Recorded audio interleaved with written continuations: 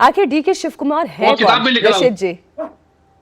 जी, मैं किताब भी लिख रहा हूँ, आपको जानकारी के लिए तभी बताऊं, मैंने आपसे वो कहा किताब कि में ये डीके शिव कुमार है कौन, आपसे बेहतर कौन बताएगा?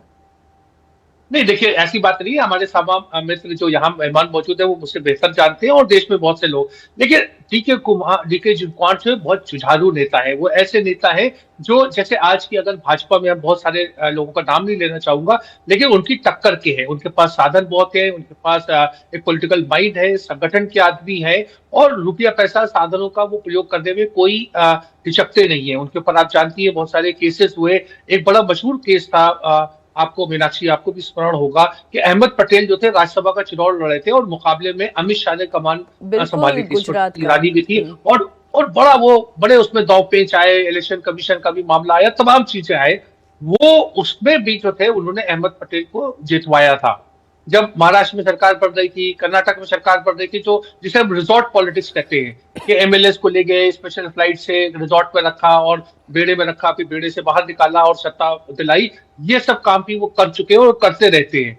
तो उनकी टक्कर का मुझे नहीं लगता कि कांग्रेस में कोई ऐसा नेता है। दक्षिण भारत के जरूर है, लेकिन महाकाल और जो जितनी शक्तिपीठ है, सब जगह एक बहुत बड़े ईश्वर के वो अनुयायी भी है। बरक्स उसके तरबिया, वो अपने आप को नास्तिक बताते थे। तो तमाम उनके प्लस पॉइंट हैं जो आज कांग्रेस में उनको बहुत ज्यादा महत्व देते हैं। शेखर अय्यर जी भी हमारे साथ हैं। शेखर सर, ये जो भी कर्नाटक में हो रहा है, डीके शिव कुमार कितने इंपॉर्टेंट है सोनिया गांधी के लिए भी, प्रियंका गांधी के लिए भी, और राहुल गांधी के लिए भी। लेकिन राहुल गांधी को सिद्धारमैया भी उतने ही प्रिय हैं। ये पावर बैलेंस वो कैसे कर पाए, पहला सवाल तो ये। और सिद्धारमैया इतनी आसानी से पूरी पावर अपने हाथ से जाने देंगे, ये भी दिखाई नहीं दे रहा है, क्योंकि वो जिस तरीके से दिल्ली में डेरा डालकर बैठे हैं। क्या राहुल गांधी के सामने इस वक्त ये चैलेंज नहीं है कि जो अभी रशीद जी ने जिक्र किया, जो राजस्थान में हो गया या जो छत्तीसगढ़ में हो गया, कहीं वो कर्नाटक में ना हो जाए, कहीं कहीं सिंधिया और सचिन के साथ जो हुआ वो डीके शिव कुमार के साथ ना हो जाए?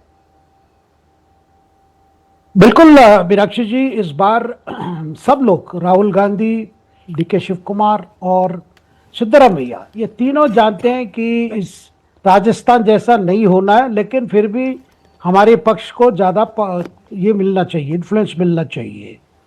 देखिए, पहली बात है कि सिद्धरामैया कभी एक्सपेक्ट नहीं है कि इस तरह की डिसीजन उन पर लिया जाएगा, क्योंकि जब पहले राहुल गांधी जी ने उनको कहा कि आपको जाना ही पड़ेगा, तब उनको बहुत धक्का लगा। और उनके जो समर्थक एमएलएस हैं वो ज़्यादा मेजॉरिटी में हैं। मतलब आज अगर 135 कांग्रेस एमएलएस में 90 के आसपास वो सिद्धरामैया के समर्थक हैं। इसीलिए डीके शिव कुमार भी जानते हैं कि जिस तरह बन रहा है, और राहुल गांधी ने एक फॉर्मूले सामने रखा है, ये केवल नेतृत्व परिवर्तन नहीं है, ये नया कैबिनेट को न्यू लुक चाहिए।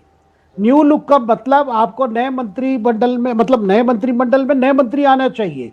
उसमें ज़्यादातर जो 50 साल के कम उम्र के हो, जो फर्स्ट टाइम एमएलए हो या सेकंड टाइम एमएलए हो, और जितने सीनियर्स उनको वापस पार्टी के काम पे लगना चाहिए और मंत्री पद छोड़ना चाहिए। इसको लेकर काफ़ी टेंशन हुआ रहा है, और ज़्यादातर मंत्री हैं वो तो सिद्धरामैया के हैं। तो ये सारी चीज़ों के लिए अभी डीके शिव कुमार की जो कोशिश है, ये लंबा पोस्ट भी जो आप देख रहे हैं कि बार बार पैर छूना, ये सब कन्वे करने के लिए, मैं कोई एक गुट का नेता नहीं हूं। अगर मुख्यमंत्री कल बन रहा हूं, इसका मतलब मैं सब कांग्रेस के लिए हूं और सबको साथ लेके चलने वाला हूं। और यहां पे दूसरी तरफ डीके, अभी देखिए सिद्धरामैया इसीलिए दिल्ली आए हैं क्योंकि राहुल गांधी जी ने उनको ये कहा था कि आपके बात पर चीजें चलेगी, आपकी बात हम सुनेंगे, आपके समर्थक की बात भी सुनेंगे, लेकिन पहले आप इस्तीफा देना, फिर हम मिलेंगे आपसे।